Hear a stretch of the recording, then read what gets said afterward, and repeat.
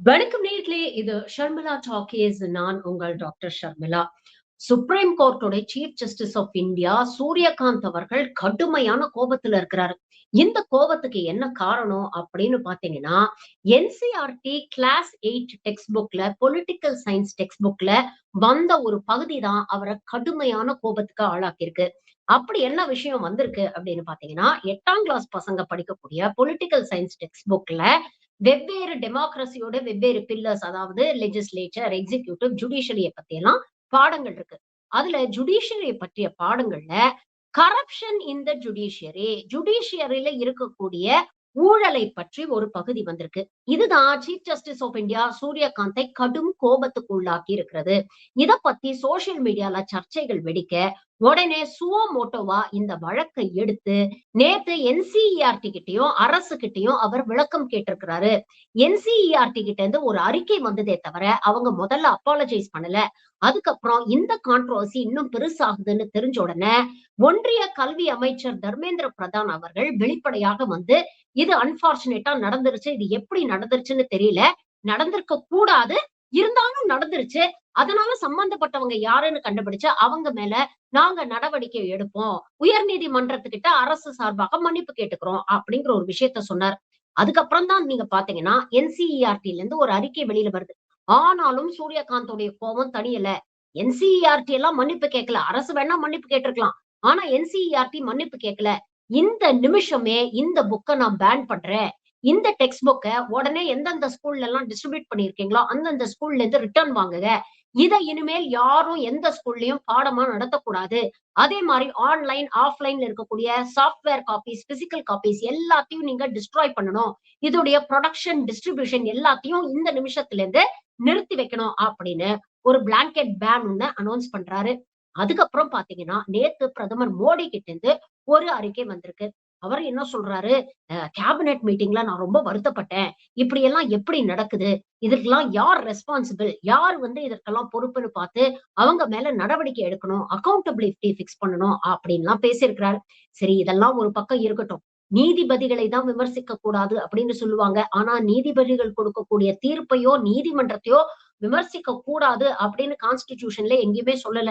Article 19 of the Indian constitution நமக்கு freedom of speech அப்படிங்கறத எதுக்கு கொடுத்திருக்குன்னா, இங்க இருக்கக்கூடிய எந்த இன்ஸ்டிடியூஷனாக இருந்தாலும், அதுல இருக்கக்கூடிய எந்த ஒரு நபரையாக இருந்தாலும், நாம வித்தின் ரீசனபிள் ரெஸ்ட்ரிக்ஷன்ஸ் ஆக்கப்பூர்வமான விமர்சனங்கள் வைக்கலாம் அப்படிங்கிறது தான் உண்மை. சரி, கரப்ஷன் இந்த ஜுடிஷியரின்னு சொன்னோம்னா சூரியகாந்துக்கு ஏன் இவ்வளவு கோவம் வந்தது அப்படிங்கிறதுக்கு அவர் என்ன காரணம் சொல்லியிருக்கிறாருன்னா, இது இளைஞர்கள் மத்தியில ஜுடிஷியரிய பத்தி, நீதித்துறைய பத்தி ஒரு தவறான கண்ணோட்டத்தை கொண்டு போய் சேர்க்குது. அப்போ அவங்க மனசுல ஜுடிஷியரினாலே அது ஒட்டு மொத்தமா கரப்ட்டா தான் இருக்கும் அப்படிங்கிற ஒரு ராங் இம்ப்ரஷன் ஃபார்ம் ஆயிடும். அதுக்கப்புறம் அவங்க சட்டத்த மதிக்க மாட்டாங்க. அது மட்டும் இல்ல, மக்களுக்கு நீதித்துறை மீது இருக்கக்கூடிய நம்பிக்கை வந்து பாழ் பண்ணிடும். அதனால இத வேணும்ட்டே நீதித்துறையுடைய ரெபுடேஷன கெடுக்கிறதுக்குன்னே ஒரு முயற்சி பண்ணியிருக்கிறாங்க அப்படிங்கிற ஒரு குற்றச்சாட்டை chief justice of India Suryakant வச்சிருக்கிறாரு. சரி, ஒரு துறையில ஒருத்தர் ஊழல் பண்றாரு அப்படின்னு சொன்னா அதுக்காக அந்த ஒட்டுமொத்த துறையும் ஊழல் பண்ணுது அப்படிங்கிற அர்த்தம் இல்ல. அப்படிப்பட்ட அர்த்தத்துல அந்த ஆர்டிக்கிளும் இல்ல அப்படிங்கிறது தான் உண்மை. டெக்ஸ்ட் புக்ல இருக்கக்கூடிய கண்டென்ட்ட படிச்சு பாத்தீங்கன்னா, பொதுவாகத்தான் சொல்லியிருக்கிறாங்க. அதாவது ஜுடிஷியரியிலும் மத்த இன்ஸ்டிடியூஷன்ஸ் மாரி கரப்ஷன்ஸ் இருக்கு. அப்போ இங்கேயும் ஒரு டிரான்ஸ்பரன்சி, ஒரு அக்கவுண்டபிலிட்டி வந்து தேவைப்படுது. ஒரு வெளிப்படை தன்மை இல்ல.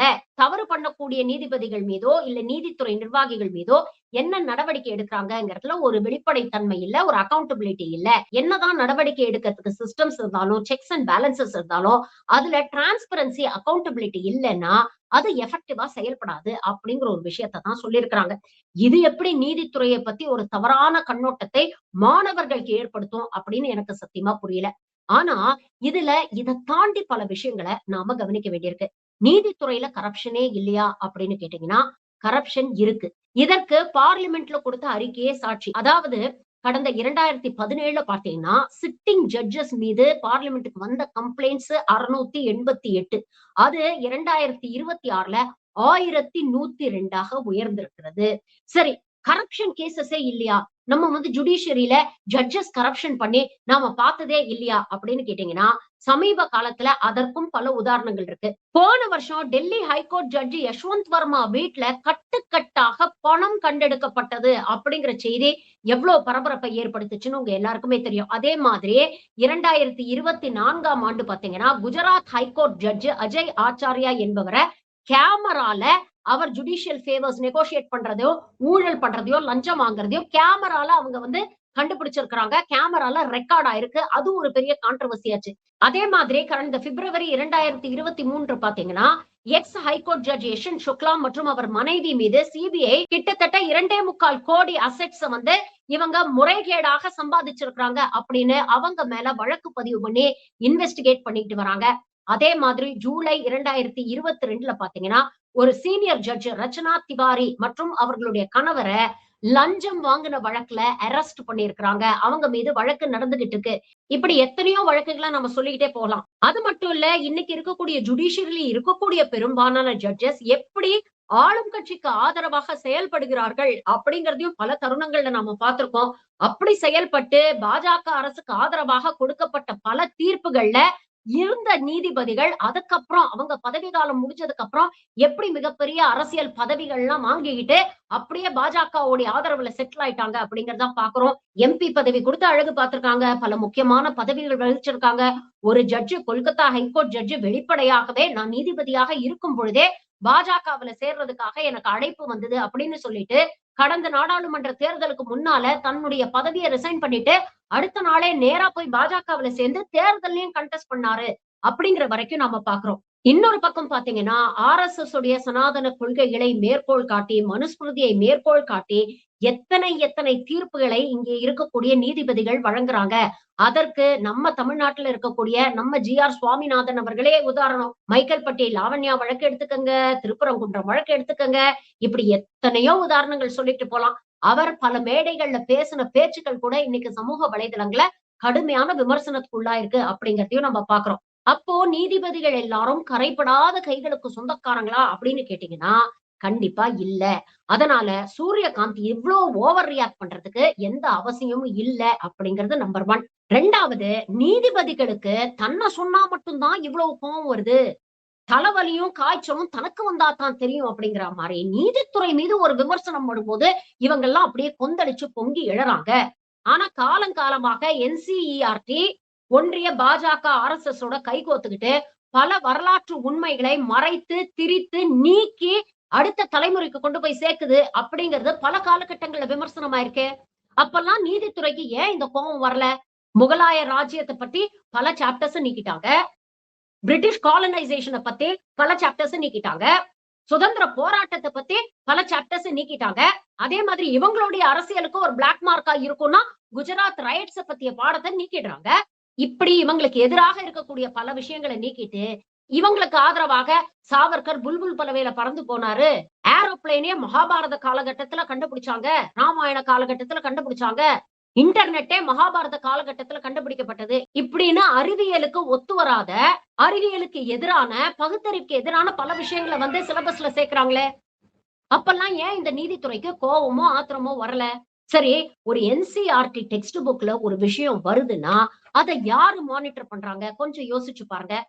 இன்னைக்கு ஜனநாயகத்துடைய 3 முக்கியமான தூண்கள் அப்படின்னு சொல்லப்படுறது, ஒண்ணு நீதித்துறை, இன்னொன்னு லெஜிஸ்லேச்சர், அதாவது அரசியல் சட்டத்தை வகுக்கக்கூடிய நம்மளுடைய பார்லிமெண்ட் ரெப்ரசன்டேட்டிவ்ஸ். சரி, இதுல இன்னொரு முக்கியமான விஷயத்தை நீங்க நோட் பண்ணணும். என்சிஆர்டி டெக்ஸ்ட் புக்ல நீதித்துறைக்கு எதிராக இப்படி ஒரு விஷயம் வருதுன்னா இதுக்கு யாரு ரெஸ்பான்சிபிள்? என்சிஆர்டி டெக்ஸ்ட் புக்ஸ யாரு ஃப்ரேம் பண்றாங்க? இதை நீங்க யோசிச்சு பாத்தீங்கன்னா, சூரியகாந்த் அவர்கள் சொல்ற மாதிரி திட்டமிட்டே ஜுடிஷியரி மீது ஒரு களங்கம் கற்பிக்க இது நடைபெற்றதா அப்படிங்கிற ஒரு கேள்விக்கும் விடை கிடைக்கும். கடந்த காலங்கள்ல பாஜகவை சேர்ந்த கிரண் ரிஜிஜு போன்றவர்களை நீதித்துறைய எவ்வளவு விமர்சனம் பண்ணிருக்கிறாங்க அப்படிங்கறத நம்ம பார்த்திருக்கோம். என்சிஆர்டி டெக்ஸ்ட் புக்க யாரு வடிவமைக்கிறாங்க? அந்த குழுவுல இருக்கிறவங்க எல்லாம் யாரு ஆதரவு நிலையில இருக்கிறாங்க? இன்னைக்கு எல்லா இன்ஸ்டிடியூஷன்ஸ்லயும், எல்லா பியூரோக்ரசிலையும், எல்லா லெவல்லயுமே ஆர்எஸ்எஸ் சங் பரிவார் ஆதரவாளர்கள் தானே நியமிக்கப்பட்டிருக்கிறாங்க. ஆர்பிஐ கவர்னர்ல ஆரம்பிச்சு முக்கியமான முடிவுகள் எந்தெந்த இடத்துல எல்லாம் எடுக்கப்படுதோ அந்தந்த இடத்துல எல்லாம் ஆர்எஸ்எஸ் சங் பரிவாரோட அல்லக்கைகள் தானே இன்னைக்கு உட்கார்ந்து இருக்கிறாங்க. அது மூலமா தானே எஜுகேஷனை சாஃப்ரனைஸ் பண்ணக்கூடிய ஒரு முயற்சியை கடந்த 12 வருஷமா இவங்க செஞ்சுட்டு இருக்காங்க. ஒரு என்சிஆர்டி டெக்ஸ்ட் புக்ல ஒரு பாடம் வருதுன்னா, முதல்ல அந்த பாடத்த ஆத்தர் பண்ணக்கூடியவங்க இருப்பாங்க. அவங்க எழுதி குடுப்பாங்க. அவங்க எழுதி குடுத்ததுக்கு அப்புறம் பாத்தீங்கன்னா, அது சம்பந்தப்பட்ட அந்த சப்ஜெக்ட் டிபார்ட்மென்ட்க்கு போகும். அங்க எடிட்டர்ஸ் இருப்பாங்க. அந்த டிபார்ட்மென்ட்டோட ஹெட்ஸ் இருப்பாங்க. ஹிஸ்டரினா ஹிஸ்டரி சம்பந்தப்பட்டவங்க, ஹிஸ்டரி தெரிஞ்சவங்க, வரலாறு தெரிஞ்சவங்க அத ஆய்வு பண்ணுவாங்க. சயன்ஸ்னா சயன்ஸ் தெரிஞ்சவங்க அத ஆய்வு பண்ணுவாங்க. கணிதம்னா கணிதம் தெரிஞ்சவங்க அத ஆய்வு பண்ணுவாங்க. இது இந்த பாடத்திட்டத்துல சேர்க்கப்படணுமா, வேண்டாமா அப்படிங்கிறத ஆய்வு பண்ணி எடிட் பண்ணுவாங்க. அதுக்கப்புறம் அது ஒரு எடிட்டர் கிட்ட போகும்.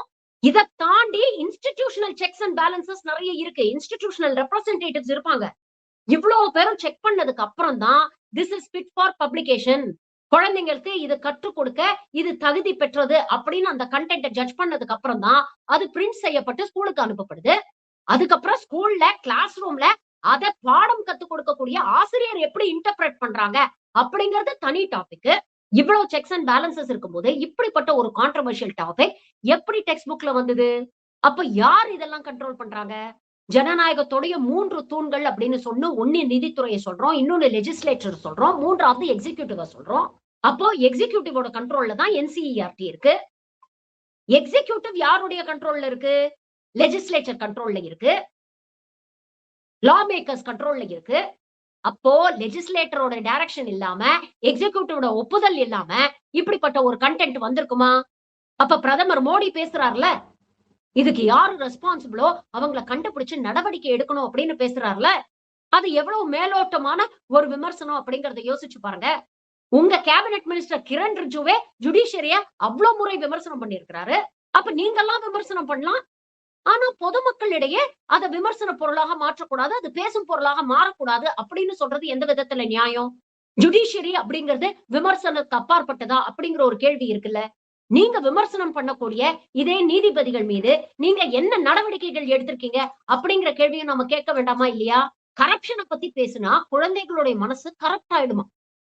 அது எப்படிங்க கரெக்ட் ஆகும்? 8ஆம் கிளாஸ் பசங்களுக்கு 14 வயசு ஆகுது. அவங்களுக்கு புரிஞ்சுக்கிற பக்குவம் இல்லையா? இன்னைக்கு சோசியல் மீடியா மூலமா எத்தனையோ விஷயங்கள அவங்க தெரிஞ்சுக்கிறாங்க. அப்போ இன்ஸ்டிடியூஷன்ல இருக்கக்கூடிய ஃபால்ட்டையும் அவங்க தெரிஞ்சுக்கட்டுமே. இன்னைக்கு இருக்கக்கூடிய கிரவுண்ட் ரியாலிட்டிஸ் என்னங்கிறத அவங்க தெரிஞ்சுக்கட்டுமே. தப்பில்லையே. அப்படி தெரிஞ்சுக்கிட்டா தானே அவங்களால ஒரு கன்ஸ்ட்ரக்டிவா யோசிக்க முடியும். ஒரு சிஸ்டம கேள்வி கேட்கணும் அப்படின்னு நினைக்க முடியும். கண்மூடித்தனமா எல்லாமே மோடி ஆட்சியில சூப்பரா இருக்கு அப்படின்னு இந்த சங்கிங்க நம்புறாங்களே. அதே மாரி ஒரு கூட்டத்த நீங்க கல்வி மூலமா உருவாக்க முயற்சி பண்றீங்களா? அப்படிங்கிற கேள்விய நம்ம கேட்க வேண்டியிருக்குல்ல. ஒரு டிரான்ஸ்பரன்சி இருந்தா தான் ரியாலிட்டி என்ன அப்படிங்கிறது இந்த குழந்தைங்களுக்கு தெரியும். அந்த ரியாலிட்டி என்னன்னு தெரிஞ்சா தான் சிஸ்டம்ல இருக்கக்கூடிய ஃபால்ட் என்னங்கிறது உங்களுக்கு புரியும். அந்த ஃபால்ட் என்னன்னு புரிஞ்சா தான் அதை எதிர்த்து கேள்வி கேட்க முடியும். அதை எதிர்த்து கேள்வி கேட்டா தான் அத சரி செய்யறதுக்கு என்ன விஷயங்கள செய்யணும் அப்படிங்கிற ஒரு தெளிவு அவங்களுக்கு கிடைக்கும். அதுதானே எஜுகேஷனுடைய மோட்டிவ். அப்ப அதத்தானே ஒரு அரசு என்கரேஜ் பண்ணணும். அத விட்டுட்டு நாங்க எவ்ளோ குற்றங்கள் இருந்தாலும் அதெல்லாம் மூடி மறைச்சு சின்ன குழந்தைங்களோட மனச கரப்ட் பண்ணக்கூடாது. நீதித்துறைக்கு போனா எல்லாருக்கும் நியாயம் கிடைச்சிடும் அப்படின்னு பேசுறது எவ்ளோ அபத்தமான ஒரு விஷயம். அது எவ்வளவு ஒரு பொய் அப்படிங்கிறத ஒரு போன தொறந்து பார்த்தா அந்த குழந்தைக்கு தெரிஞ்சிராதா? இன்னைக்கு சுப்ரீம் கோர்ட்ல மட்டும் 81,000 கேஸஸ் பெண்டிங். ஹை கோர்ட்ல 62 லட்சம் கேஸஸ் இந்தியா பூரா பெண்டிங். லோவர் கோர்ட்ஸ்ல கிட்டத்தட்ட 4,50,000 கோடிக்கு மேல கேஸஸ் பெண்டிங்கா இருக்கு. இதற்கெல்லாம் என்ன காரணம்? இந்த ஜுடிஷியல் டிலேக்கு என்ன காரணம்? Justice delayed is justice denied அப்படின்னு ஏன் சொல்றோம்? அப்ப இதெல்லாம் இந்த குழந்தைங்க தெரிஞ்சுக்க வேண்டாமா இந்த ரியாலிட்டிய? இது எல்லாத்தையும் மூடி மறைச்சு இந்த அரசாங்கம் சொல்ற மாரி, ஐயையோ பாருங்க அமிர்த்கால் வந்துருச்சு. ஐயையோ பாருங்க விக்சித் பாரத் வந்துருச்சு. பாருங்க நம்ம 4வது மிகப்பெரிய பொருளாதாரமாக மாறிட்டோம் அப்படின்னு ஜுடிஷியரியும் மக்களை ஏமாத்த முயற்சி பண்றீங்களா? அப்படிங்கிற கேள்விய சூரியகாந்தை நோக்கி நாம கேட்கணுமா வேண்டாமா? ஒரு ஆரோக்கியமான ஜனநாயகம்னா, அங்க எல்லா இன்ஸ்டிடியூஷனுக்கும் ஒரு டிரான்ஸ்பரன்சி வேணும். ஒரு அக்கவுண்டபிலிட்டி வேணும். No institution is above criticism including the judiciary. கிரிட்டிசிசம்னு நான் சொல்றது ஆக்கப்பூர்வமான விமர்சனங்கள், அவதூறுகள் இல்லை. அப்போ ஜுடிஷியரி மீதும் விமர்சனங்கள் இருந்தா அத ஓப்பனா டிஸ்கஸ் பண்ற அளவுக்கு ஆர்டிகிள் 19 ஆஃப் த கான்ஸ்டிடியூஷன் நமக்கு ஃப்ரீடம் ஆஃப் எக்ஸ்பிரஷன் குடுத்திருக்கு, ஃப்ரீடம் ஆஃப் ஸ்பீச் குடுத்திருக்கு. அத நாம ப்ராப்பரா எக்ஸர்சைஸ் பண்ணோம்னா தான் இங்க இருக்கக்கூடிய குடிமக்களுக்கு இந்த சிஸ்டம்ல இருக்கக்கூடிய சேலஞ்சஸ் என்ன? இந்த சிஸ்டம்ல இருக்கக்கூடிய குறைபாடுகள் என்ன? அப்படிங்கிறது தெரியும். வளர்ந்து வரக்கூடிய குழந்தைகளுக்கு கவர்மெண்ட்ல இருக்கக்கூடிய கிரவுண்ட் ரியாலிட்டிஸ் என்ன, கவர்னன்ஸ்ல என்னென்ன ப்ராப்ளம்ஸ் வரும் அப்படிங்கிறது புரியும். அது புரிஞ்சாதான் அந்த சயின்டிபிக் டெம்பரை நாம டெவலப் பண்ணாதான் அவங்களால ஆக்கப்பூர்வமாக பல்வேறு தரப்புல பல்வேறு கோணங்கள்ல சிந்திச்சு செயல்பட முடியும். அப்படி சிந்தித்து செயல்படக்கூடிய ஒரு தலைமுறையை நாம உருவாக்க போறோமா? இல்ல கண்மூடித்தனமாக இந்த அரசியல்வாதிகளோ, இல்ல நீதிபதிகளோ சொல்லக்கூடிய விஷயங்கள அப்படியே ஏத்துக்கிட்டு நடக்கக்கூடிய ஜோம்பீஸ நாம கிரியேட் பண்ண போறோமா? So the larger question here is இன்னைக்கு கல்வித்துறை இந்த சங்கி கூட்டத்தினால எந்த அளவுக்கு சீரழிஞ்சு போயிருக்கு அப்படிங்கிறது தான். நன்றி. வணக்கம்.